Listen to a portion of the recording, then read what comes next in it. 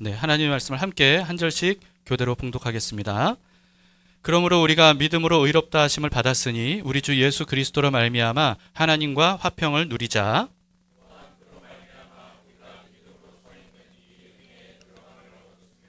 하나님의 영광을 바라고 즐거워하느니라. 다만 이뿐 아니라 우리가 환난 중에도 즐거워하나니 이는 환난은 인내를, 인내는 연단을, 연단은 소망을 이루는 줄을 알미로다. 소망이 우리를 부끄럽게 하지 아니함은 우리에게 주신 성령으로 말미암아 하나님의 사랑이 우리 마음에 부은 바 됨이니 우리가 아직 예약할 때 기약대로 그리스도께서 경건하지 않은 자를 위하여 죽으셨도다.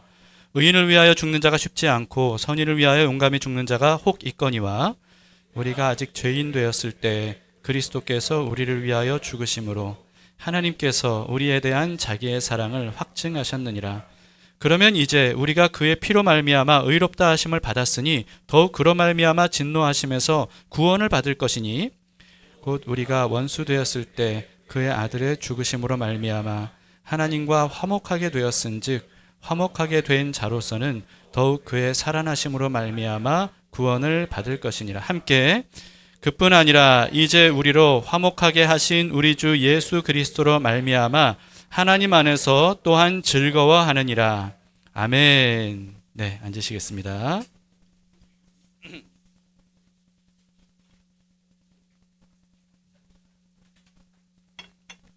지난주에 함께 나눈 말씀을 여러분 기억하십니까? 하나님은 절대로 죄를 그냥 눈 감아주시고 못 본 척 해주실 수 없다라고 하는 거죠. 그래서 감정적으로 하나님께서 갑자기 좋은 마음이 돼서 네 죄를 사해줄게, 용서해줄게 이렇게 하실 수가 없는 겁니다. 하나님은 죄에 대해서 반드시 진노하신다.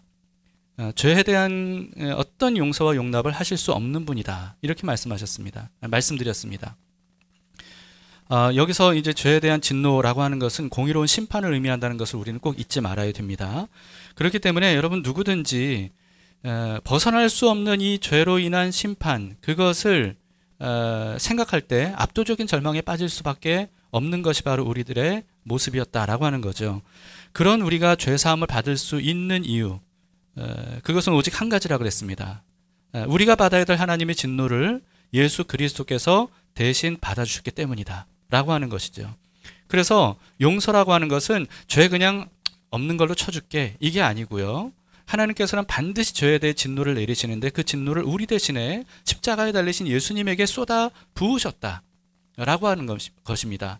그렇기 때문에 모든 공의가 완벽하게 이루어진 거죠.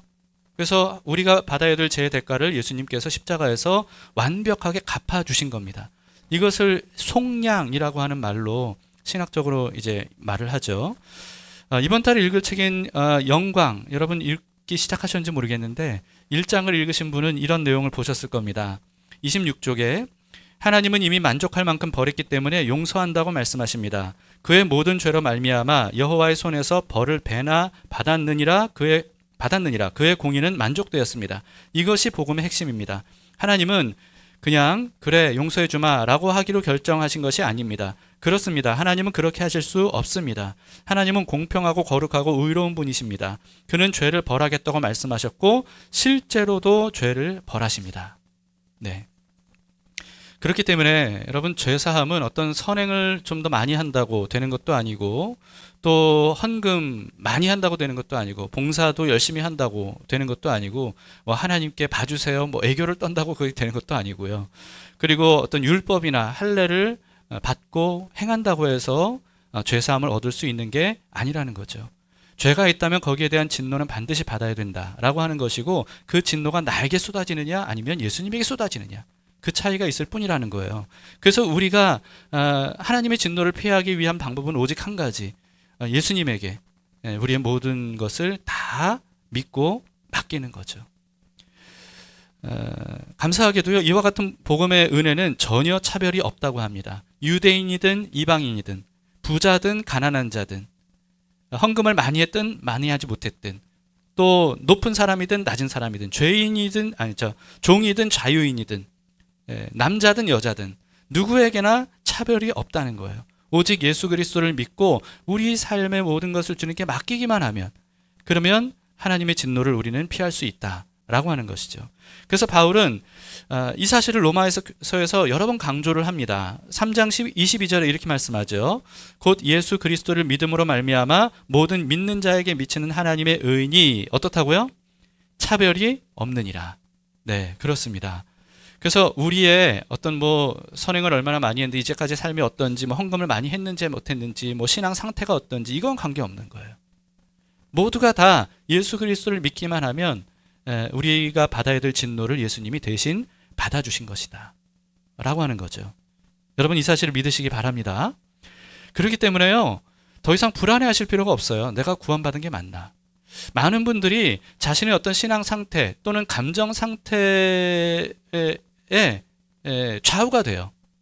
그래서 신앙 상태가 굉장히 많이 떨어지고 지난 한 주간 신앙적으로 잘 못 살았고, 또는 해서는 절대로 안 되는 죄를 잘못인 줄 알고도 범했다.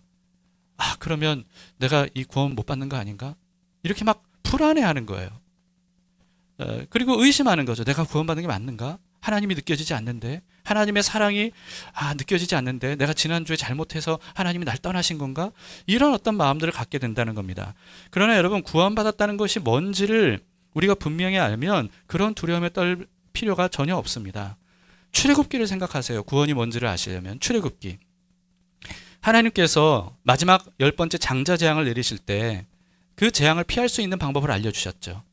어린 양을 잡아서 그 피를 문틀에 바르고 그 집 안에 들어가서 잡은 양고기를 먹으면 되는 겁니다. 여러분, 이것은요, 이 장자 재앙은 이스라엘 백성이라고 해서 그냥 저절로 해결되는 게 아니었어요. 이스라엘 백성이라고 해도 하나님께서 알려주신 이 유일한 방법, 장자 재앙을 피할 수 있는 이 유일한 방법대로 하지 않으면, 그러면 그 집도 장자가 죽는 재앙을 당할 수밖에 없는 겁니다. 이집트인이라고 해서 무조건 장자 재앙을 받는 게 아니라 하나님께서 알려주신 이 방법대로 하면, 그러면 이집트인이라 할지라도 장자 재앙을 피할 수 있었어요. 그래서 여러분, 이것은 모든 사람들에게 해당되는 구원의 방법이었습니다. 그래서 이 말씀을 믿고 그대로 행한 사람, 어린 양을 잡아서 피를 바르고 그 안에서 양고기를 먹은 이런 사람은 유대인이든 이방인이든 장자의 재앙을 피할 수 있었던 겁니다. 그리고 바로 그날 새벽에 드디어 이스라엘 백성들은 노예 생활에서 벗어나서 이집트를 탈출하게 됐던 거죠. 이 출애굽 아니겠습니까? 여러분, 이게 바로 구원을 받은 거예요. 구원을 받은 거. 이렇게 출애굽을 한 이스라엘 백성들이 자신이 구원받았나 구원받지 못했나 이걸 의심했을까요? 한번 생각해 보세요. 의심했을까요? 전혀 의심하지 않았을 겁니다. 왜냐하면 이집트에서 나온 거니까. 이건 현실이니까, 실제니까. 내가 지금 이집트의 노예로 있는 게 아니라 이집트 노예 생활에서 벗어난 것이 분명하니까. 내가 구원받았나 못 받았나? 광야에서 신앙생활을 하면서도 뭔가 조금 실수가 있고 뭔가 좀 잘못한 게 있고 내 감정 상태가 좀 안 좋고 그러면 내가 구원받은 게 맞나? 이거를 걱정할 필요가 전혀 없었어요. 우리도 마찬가지입니다. 예수 그리스도의 어린 양의 피로 인하여서 출애굽과도 같은 구원을 이미 받았다면, 그러면 내 상태에 따라서 내가 구원받은 건지 아닌지 여기에 대해 의심할 필요가 전혀 없습니다.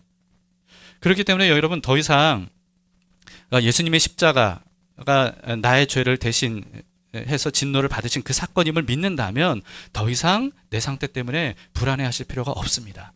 그러지 마세요. 진짜 우리가 신경 써야 될 것은, 이제부터 진짜 신경 써야 될 것은 내가 구원받았나 못 받았나 이게 아니에요. 진짜 신경 써야 되는 건 따로 있는데, 이것도 출애굽기로 한번 여러분 생각해 보시기 바랍니다. 이집트에서 이미 구원을 받은 이스라엘 백성들 출애굽을 했죠. 이들을 하나님께서 가장 먼저 어디로 데려고 가셨습니까? 시내산으로 데려가셨어요. 시내산으로 데려가셔서 거기서 뭘 주셨죠? 율법을 주셨어요. 율법. 이것도 이제 이스라엘 백성과의 어떤 언약을 맺은 거죠. 율법을 통해서 언약을 맺은 겁니다. 이렇게 여러분, 율법을 주신 것은 구원받기 전이 아니라 구원받은 후에 주신 겁니다. 그래서 율법으로 구원받는 게 아니죠. 구원받은 사람이 율법을 받은 거예요. 그래서 율법이라고 하는 것은요, 이미 구원받은 사람들에게 주신 것임을 우리가 기억한다면 율법은 구원받는 방법이 아니라는 것을 우리는 쉽게 알 수가 있습니다. 어쨌든 이스라엘은 더 이상 자신의 구원을 받았는지 안 받았는지 신경 쓸 필요가 없고, 이제부터는 하나님이 율법을 주신 것을 통해서 어떻게 하면 우리가 구원받은 하나님의 백성답게 살 수 있을까, 이걸 신경 써야 되는 거였습니다. 구원받은 하나님의 백성으로 사는 법은 뭔가, 이걸 율법을 통해서 배우고 익히는 게 출애굽한 이스라엘 백성들이 해야 되는 일이었죠. 그 중에서 하나님께서 가장 먼저 이스라엘 백성들에게 하라고 말씀하신 게 있어요. 율법을 통해서. 그게 뭐냐면 성막을 만드는 것이었습니다. 성막. 그래서 여러분, 이 출애굽기는요, 그 출애굽한 그 광야 여정 전체를 기록한 게 아니고요. 출애굽기는 마지막에 어떻게 되어 있냐면 하나님께서 만들라고 하신 성막을 만들라고 하신 자리, 이스라엘 진영의 중앙에 성막을 만드는 과정으로 가득 차 있습니다. 그리고 맨 마지막에 드디어 성막을 완성하는 것으로 출애굽기가 끝나요. 자, 이와 같이 그리스도의 피로 구원받은 우리도 마찬가지입니다. 우리가 가장 먼저 해야 될 것, 그것은 뭐냐 하면 하나님의 말씀을 통해서 어떻게 하면 우리가 이미 구원받은 사람답게 살 수 있을까라고 하는 것을 고민하면서 살아야 되는데, 가장 먼저 해야 되는 것이 우리의 삶의 중심에 성막을 세워야 된다는 거예요. 이해가 되시죠? 네, 근데 여러분, 성막이 뭡니까 도대체? 성막이 그럼 우리의 삶에 성막을 세운다는 게 뭔가? 성막의 용도가 뭔가? 성막의 목적이 뭔가? 이걸 한번 생각해 보세요. 성막에서는 뭐 제사드리죠. 기도도 하죠. 뭐 속죄의 일이 일어나죠. 그러나 여러분, 이것은 성막의 최종 목적이 아닙니다. 이건 성막의 최종 목적을 이루기 위한 어떤 과정, 방법, 수단일 뿐이에요. 성막의 목적은 뭐냐면요, 하나님의 임재입니다. 성막이 없었다면 하나님께서 이스라엘 백성들과 함께 하실 수가 없는 거예요. 그런데 성막을 만들고 성막에서 해야 될 제사 방식대로 제사를 하면 드디어 하나님께서 그 성막에 임하시는 거죠. 그래서 이스라엘 백성들과 드디어 함께 할 수 있게 되는 겁니다. 그래서 성막은요, 하나님과 함께 하려는 목적으로 만들어진 거예요. 그래서 출애굽기에는 성막이 드디어 완성이 된 다음에 어떻게 됐는지 기록을 하고 딱 끝이 납니다. 출애굽기 40장 34, 35절에 보시면 이렇게 되어 있어요. 구름이 회막, 성막입니다. 회막에 덮이고 하나님의 영광이 성막에 충만함에, 모세가 회막에 들어갈 수 없었으니 이는 구름이 회막 위에 덮이고 여호와의 영광이 성막에 충만함이었으며, 이렇게 기록이 되어 있죠. 자, 성막을 만들라고 가장 먼저 말씀하시고, 그래서 이스라엘 백성들이 시내산에서 가장 먼저 한 일은 성막을 만드는 거였어요. 드디어 완성됐을 때 하나님은 이날만 기다리셨다는 듯이 성막에 충만하게 임재하셨다는 겁니다. 이렇게 이스라엘과 하나님의 동행이 비로소 시작된 거예요. 자, 구원은 여러분 죄사함으로 끝나는 게 아닙니다. 출애굽했다고 끝이 아니에요. 반드시 하나님과의 동행으로 이어져야 됩니다. 정확히 말하면 죄사함은 사실 하나님의 동행을 위한 필수 과정일 뿐이에요. 죄사함 받았으니까 끝이다. 아니에요. 그거는 구원의 완성이 아닙니다. 구원이 완전히 이루어진 게 아니에요. 구원의 진짜 목적은 하나님과 영원한 동행이에요. 하나님께서 이걸 위해서 엄청난 대가를 치르신 겁니다. 생각해 보세요, 여러분. 이스라엘 백성들이 출애굽하도록 하기 위해서 그날 밤 얼마나 많은 어린 양들을 잡았겠어요. 수많은 어린 양의 생명을 죽이고 그 대가를 치렀기 때문에 그들이 출애굽을 할 수 있었던 겁니다. 우리도 마찬가지예요. 우리가 출애굽과 같은 구원을 얻기 위해서 하나님이 얼마나 엄청난 대가를 치르셨습니까? 수억, 수십억의 어린 양의 목숨과도 비교할 수 없는, 수억, 수십억의 사람은 사실 사람의 목숨과도 비교할 수 없는 하나님의 독생자 예수 그리스도, 그분의 피를 흘리셨어요. 이 엄청난 대가를 지불하셨던 거죠. 무엇을 위해서? 무엇을 위해서? 하나님이 우리와 함께 하시기 위해서. 하나님께서 우리와 동행하시기 위해서. 이것을 위해서 엄청난 대가를 하나님이 치르신 겁니다. 이걸 생각해 본다면 하나님이 도대체 우리와 동행하는 것을 얼마나 간절히 원했는지를 우리가 알 수 있습니다. 간절히 원하는 사람은요, 그 간절히 원하는 것을 이루기 위해서 아낌없이 희생하죠. 만약에 우리가 10만 원 정도의 희생으로 얻기를 바라는 것이라면 10만 원 정도의 가치밖에 없을 거예요. 그걸 이루는 것이, 그걸 사모하는 마음이. 그러나 자신의 목숨까지도 내어줄 정도라면, 그렇다면 얼마나 간절히 원하는지 그것은 비교할 수 없는 거죠. 하나님께서 이렇게 엄청나게 큰 희생을 치르셨다는 것은 뭘 의미합니까? 하나님이 우리와 동행하는 것을 그만큼 간절히 원하셨다는 거예요. 이걸 우리가 가슴 깊이 느낄 수 있어야 됩니다. 오늘 본문을 통해서도 그것을 우리에게 알려주고 계십니다. 우리와 동행하기 위해서 하나님이 어떤 일을 하셨는지. 6절을 보세요. 우리가 아직 연약할 때 기약대로 그리스도께서 경건하지 않은 자를 위하여 죽으셨도다. 자, 연약할 때, 이건 뭐냐 하면 우리가 아예 선을 행할 능력 자체가 없을 때, 완전히 무능할 때, 전혀 가능성이 없는 상태일 때, 이럴 때예요. 그리고 8절을 보세요. 우리가 아직 죄인 되었을 때 그리스도께서 우리를 위하여 죽으심으로 하나님께서 우리에 대한 자기의 사랑을 확증하셨느니라.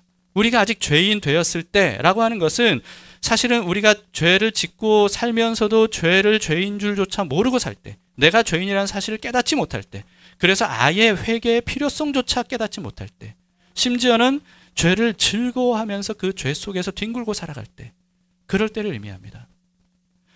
어떤 사람들은 선한 사람을 위해서 어느 정도 희생하거나 또는 심지어 자기 목숨을 바치는 사람이 간혹 있을 수 있어요. 그러나 죄인을 위해, 그것도 아주 악독한 죄인, 전혀 회개할 뉘우칠 가능성조차 보이지 않는 그런 죄인을 위해서 목숨을 바치는 사람은 없죠. 그러나 예수님은 그러셨다는 겁니다. 그리고 10절에 곧 우리가 원수 되었을 때 그의 아들의 죽으심으로 말미암아 하나님과 화목하게 되었은즉 화목하게 된 자로서는 더욱 그의 살아나심으로 말미암아 구원을 받을 것이니라. 원수 되었을 때라고 하는 건 뭡니까? 연약할 때, 죄인 되었을 때 정도가 아니고요, 아예 하나님을 적대할 때예요. 하나님을 미워하고 적극적으로 거부하고 하나님을 향해서 싸우는 어떤 이와 같은 상황이었을 때, 그때조차도 하나님께서는 그런 우리를 포기하지 않으시고 우리를 위해 우리의 진노를 예수님에게 쏟으셨다 라고 하는 것이죠. 이와 같이 여러분, 우리는 100%, 99.99%도 아니고 100% 하나님의 진노를 받아 마땅한 그때, 그런 우리를 하나님께서 사랑하셔서 우리를 위해서 예수 그리스도를 보내심으로써 그 우리가 마땅히 받아야 될 진노를 예수님에게 쏟아부으셨다는 거예요. 그럼으로써 여러분, 기어코 하나님은 우리의 죄를 완전히 다 해결해 주신 거죠. 완전히 다 해결해 주시고 예수 그리스도의 의가 우리의 의가 되게 하신 거예요. 그럼으로써 드디어 가능하게 된 것이 뭡니까? 죄를 조금이라도 용납하실 수 없는 하나님과 드디어 우리가 만날 수 있게 된 거예요. 예수 그리스도로 인하여 우리의 죄가 완전히 해결됨으로써 드디어 우리는 하나님과 만날 수 있게 되었고 하나님과 동행할 수 있게 된 겁니다. 여러분, 죄사함은 이와 같이 하나님과 함께 하기 위한 필수 조건이지 그게 끝이 아니에요. 죄사함을 받았다면 우리는 반드시 하나님과의 동행을 시작해야 됩니다. 어떤 사람들은 하나님은 죄에 대해 진노하시고 심판하시는 무자비한 분이고 반면에 예수님은 사랑이 넘치는 분이다. 그래서 구약의 하나님과 신약의 예수님을 이렇게 갈라놓고 생각하고 구약의 하나님은 싫어, 신약의 예수님은 좋아, 이렇게 생각하게 됩니다. 그러나 여러분, 이것은 예수님을 우리에게 보내주신 분이 바로 하나님이시라는 것을 간과하기 때문에 그래요. 예수님을 누가 보내주셨습니까? 하나님이 보내주신 거예요. 그리고 여러분, 구약 성경을 잘 읽어보시면 이렇게 생각할 수가 없습니다. 구약 성경에는요, 하나님께서 사실은 신약 성경보다 더 노골적으로 직접적으로 하나님의 사랑을 표현한 내용들이 너무나도 많아요. 구약 성경을 한번 잘 읽어보세요. 꼼꼼히 읽어보세요. 사실은 진짜 노골적으로 하나님은 얼마나 많은 사랑들을 표현하시는지 모릅니다. 심지어 구약 성경을 잘 읽어보면요, 하나님께서 죄로 인해 진노하실 때조차, 그때조차도 정말 애타는 하나님의 사랑을 느낄 수가 있습니다. 그와 같은 하나님의 사랑을 솔로몬이 이렇게 대변을 해줬습니다. 아가서 8장 6절 7절인데요. 너는 나를 도장같이 마음에 품고 도장같이 팔에 두라. 사랑은 죽음같이 강하고 질투는 스올같이 잔인하며 불길같이 일어나니 그 기세가 여호와의 불과 같으니라. 많은 물도 이 사랑을 끄지 못하겠고 홍수라도 삼키지 못하나니 사람이 그의 온 가산을 다 주고 사랑과 바꾸려 할지라도 오히려 멸시를 받으리라. 여러분, 하나님의 사랑이 얼마나 큰지 그것을 깨달은 솔로몬이 이렇게 하나님의 사랑을 대변했어요. 하나님은 이와 같은 누구도 막을 수 없는 사랑으로 약속하셨죠. 내가 메시아를 보내겠다. 너희는 진노를 받아 마땅한 존재들인데 그 진노를 대신 받을 수 있는 내 아들을 보내겠다. 그렇게 약속하셨어요. 이 약속을 하시면서 그럼으로써 나는 너의 하나님이 되고 너는 나의 백성이 될 것이다. 나와 너는 영원히 동행하게 될 거야. 나는 그 메시아를 반드시 보낼 거야. 이 약속을 수천 년간 지속적으로 반복하셨습니다. 그런데 이 약속을 대부분의 사람들이 모르거나 이스라엘 백성들도 그 약속을 받았으면서도 그냥 잊어버려요. 마치 그런 약속을 안 받은 것처럼, 못 들은 것처럼. 그러나 누가 기억하든 기억하지 않든, 누가 믿든 믿지 않든 하나님께서는 그 사랑을, 그 약속을 신실하게 이루셨습니다. 왜 그렇죠? 여러분, 이 약속이 이루어지는 것을 어느 누구보다 하나님이 원하셨기 때문이에요. 하나님이 원하셨기 때문입니다. 나는 너희의 죄를 반드시 해결해 줄 거야. 그리고 그로 인해 너희와 영원히 동행하겠다. 이걸 하나님이 원하셨던 거죠. 이게 바로 하나님 마음의 진심입니다. 그래서 바울은 오늘 본문을 이렇게 시작을 한 겁니다. 1절에 보세요. 그러므로 우리가 믿음으로 의롭다 하심을 받았으니 우리 주 예수 그리스도로 말미암아 하나님과 화평을 누리자. 화평을 누리자. 여러분, 우리는 때로 예수님을 생각하면 그저 내가 죄 용서 받았나 못 받았나? 이 죄 때문에 내가 야단 맞는 거 아니야? 내가 재앙을 당하는 거 아니야? 이것만 생각해요. 여러분, 이제는 더 이상 그것을 신경 쓰기보다 난 이제 하나님과 동행할 수 있게 되었다. 어떻게 하면 하나님과 동행할 수 있을까? 어떻게 하면 하나님의 얼굴을 바라보면서 하나님 손 붙잡고 하나님과 함께 살 수 있을까? 화평을 누릴 수 있을까? 이것을 우리가 생각해야 됩니다. 그걸 시작해야 돼요. 이것은요, 하나님과 동행하고 화평을 누리는 삶은 오직 죄를 예수님을 통해 완전히 깨끗하게 해결받은 사람만이 할 수 있는 겁니다. 이제 드디어 하나님과 화평을 시작할 수 있게 됐는데, 그런데 이미 죄 사함으로 인하여서 그렇게 화평을 누릴 수 있게 된 상태에서도 불구하고 계속해서 그 죄 때문에 그냥 내가 구원받지 못할까 봐 이것만 생각한다면 그게 얼마나 안타깝고 불행한 일이냐라고 하는 것이죠. 여러분, 하나님과 동행할 수 있는 것, 이것은 죄 사함을 받은 사람에게만 주어진 엄청난 특혜입니다. 이 특혜를 여러분 잊지 마세요. 이 특혜를 누리시기 바랍니다. 그래서 바울은 누리자라고 말하잖아요. 하나님과의 화평을 누리자라고 말하잖아요. 사람들은 흔히 구원을 지옥에 가지 않고 천국에 가는 것으로 생각합니다. 그런데 그러면서도 지옥과 천국이 어떤 곳인지 잘 몰라요. 막연하게 지옥은 가장 무섭고 고통스러운 것, 천국은 좋은 게 가득한 것, 이렇게 생각해요. 그러나 쉽게 말해서 지옥은요, 하나님의 은혜가 조금도 미치지 않는 곳입니다. 그리고 천국은요, 하나님의 은혜가 가득 찬 곳이에요. 그래서 지옥은 어떤 사람이 들어가냐 하면 사실 하나님을 거부하는 사람이 들어갑니다. 그러니까 무슨 뜻이냐면요, 하나님이 거부하는 사람을 그냥 집어넣으신다. 그 사람이 선행을 많이 했어도 그냥 집어넣으신다, 이런 뜻이 아니에요. 모든 사람은 이미 가망 없는 하나님의 진노를 받아 마땅한 죄인이라는 사실을 잊지 마세요. 그런 상태에서 하나님의 사랑을 받아들이고 하나님이 보내신 예수 그리스도를 믿으면 그 사람은 지옥에서 건져서 천국으로 갈 수 있는 거예요. 그러나 그런 하나님을 거부하면 어느 누구도 지옥의 영원한 심판을 면할 길이 없다는 뜻이죠. 천국은 어떤 사람이 가는 겁니까? 하나님과 함께하는 사람. 이 사람만 천국에 갈 수 있는 거예요. 왜냐하면 천국은 하나님의 집이고 하나님 나라이기 때문에 그렇습니다.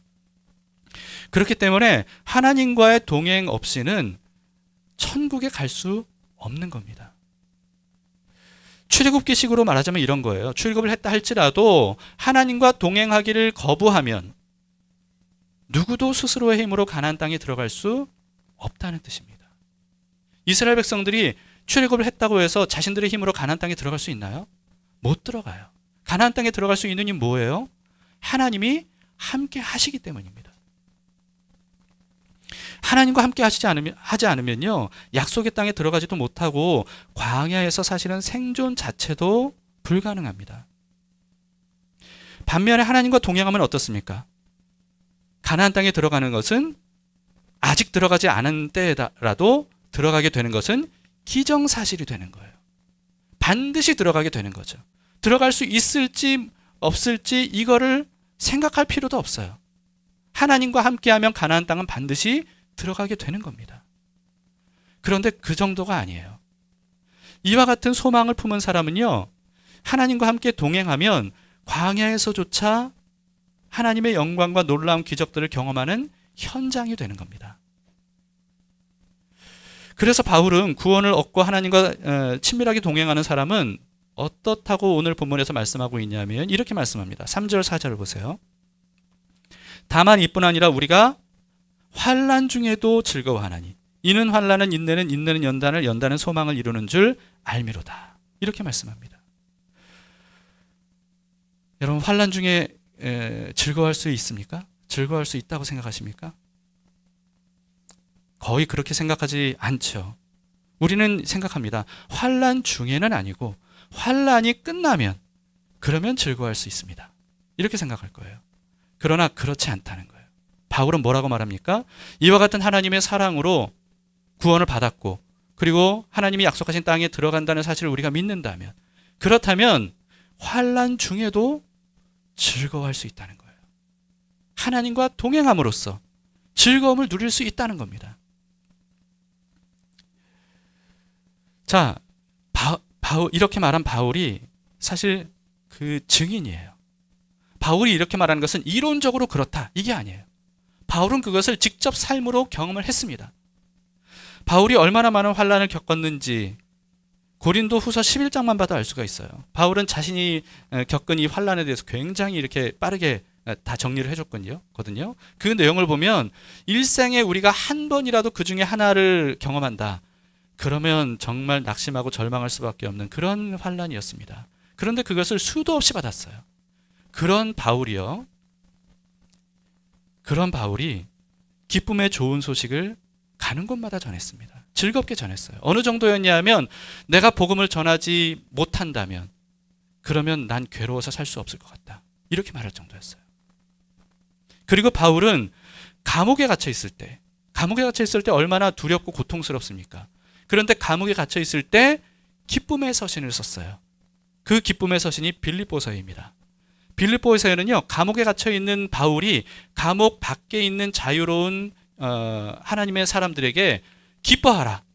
우리가 기뻐할 이유는 충분하다. 기뻐하라. 이렇게 말했던 성경이에요. 바울은 그래서 환난 중에도 기뻐할 수 있다라고 하는 것은 본인이 직접 증인으로서 그렇게 말하는 겁니다. 출애굽한 이스라엘 백성들도 광야에서 기뻐하고 즐거워할 만한 일들로 사실은 가득했어요. 한번 생각해 보세요, 여러분. 광야에서 이들이 얼마나 많은 경험들을 했습니까? 불기둥, 구름기둥, 만나와 메추라기, 반석이 막 터지니까 광야에서 물이 폭포수같이 쏟아지고 놀라운 일들이 일어났어요. 그것도 매일 일어났습니다. 매일. 그런데 백성들은 그것을 거의 즐거워하지 않았어요. 오히려 불평불만으로 가득했었습니다. 왜냐하면 이들은 구원은 받았지만 하나님과의 동행을 싫어했기 때문이에요. 이들은 하나님과 동행하기보다는 자꾸만 이집트로 돌아가려고 했어요. 여러분, 우리가 생각할 때 아니 이 사람들이 이집트의 노예 생활이 얼마나 비참했을 텐데 왜 자꾸 돌아가려고 했을까? 이해가 안 될 수도 있습니다. 그러나 사실 우리도 마찬가지예요. 우리도 이미 하나님의 백성으로서 구원을 받았음에도 불구하고 우리는 자꾸만 과거의 삶처럼 그렇게 돌아가려고 하는 마음이 있잖아요. 우리도 마찬가지예요. 여러분, 이런 마음으로는 환난 중에 절대로 즐거워할 수가 없는 겁니다. 그러나 반면에 하나님과 화평을 누리면서 하나님의 영광을 바라고 즐거워하는 사람은요, 하나님이 행하시는 일들을 보게 돼요.